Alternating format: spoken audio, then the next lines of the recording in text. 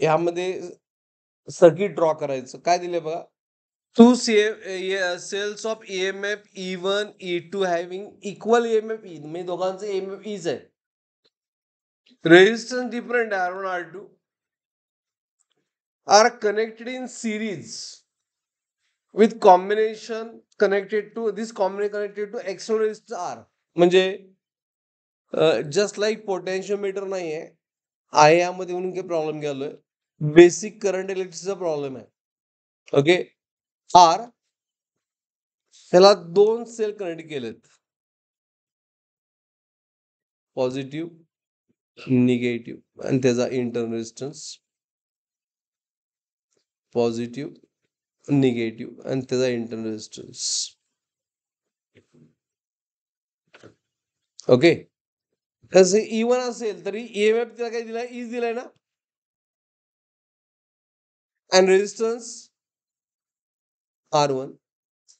Thus EMF is, but resistance किती, R2, and that will supply current to load. That will supply current to load. Okay.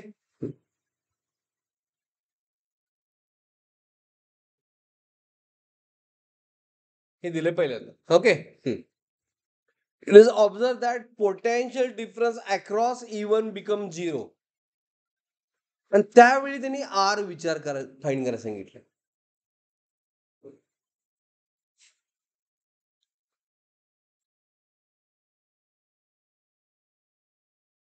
आता ऐका, potential difference across E1 become 0 म्हणजे काय, तर potential V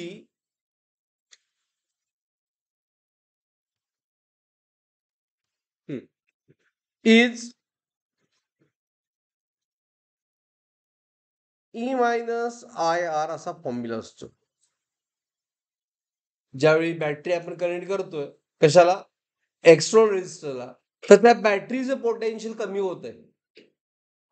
okay, किती होतंय, it's EMF minus current into resistance of that battery. आता आपल्याला find काय करायचं आहे की कंडिशन कुठली यूज करायची, ह्या पोटेन्शियल डिफरन्स 0 झालाय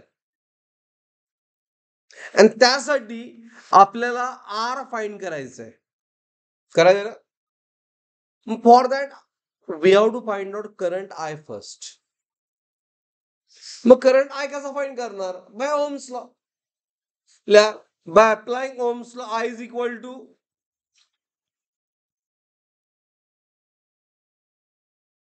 ओम्सला काय असतो, व्होल्टेज अपॉन टोटल रेजिस्टन्स, बरोबर ना.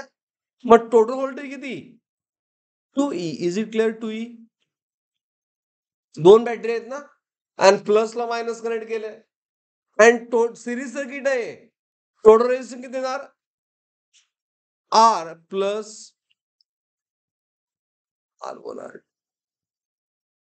R plus R1 is a total current, current of this combination. Okay. आता हा ज्यावेळी करंट ह्या बॅटरी मधून फ्लो होणार, प्लस E1 बिकम 0. जसे it of that potential difference across cell E1 become 0. We have given potential difference across cell of EMF E1 become 0. That is terminal voltage of E1 0. Terminal voltage of E1 0. ह्याला terminal voltage म्हणतो आपण. Potential difference काय म्हणायचं, terminal voltage. But V1 चा formula काय आहे, E1 minus I into its resistance R1, बरोबर. Plus V1 तर 0 आहे, E1 इज E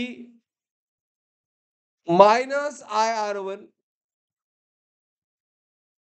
हा, प्लस मायनस IR1 या साईडला प्लस झालं, plus IR1 is equal to E, बरोबर आहे. I ची व्हॅल्यू किती आहे, 2E. Upon R plus R1 plus R2 into what? R1 is equal to E. E get cancel. मग तेव्हा किती आले? 2R1 is R plus R1 plus R2. Is it right? आपल्याला फाइंड काय करायचं आहे? R फाइंड करायचं, बरोबर आहे ना? So R1 plus R2 left साइडला काय होणार? आणि ते R किती आलं? R1 minus R2. Is it clear? R is R1 minus R2 is option. म्हणजे हा पोटेन्शियोमीटरचा प्रॉब्लेम नव्हता, बेसिक ऑफ करंट इलेक्ट्रिसिटीचा प्रॉब्लेम होता. Okay, is it clear? By कशाने सॉल्व्ह केला? R potential difference terminal voltage become 0. आणि त्यासाठी तुम्हाला टर्मिनल व्होल्टेजचा फॉर्म्युला माहित पाहिजे. आपण हे डिराईव्ह केला फॉर्म्युला आहे for simple circuit. Is it clear? Got it everyone? हा झाला असेल तर गो फॉर 43. हा बोला, राहिलेला प्रॉब्लेम बघा जर वेळ असेल तर घरी जाऊन. 43 potential wire of length 4 metre. एक 2 वेळा प्रॉब्लेम फास्ट वाचवायला हवे. एल दिलंय, resistance 5 ohm connected in series with resistance नाही length of 0.75 metre potential wire balances EMF.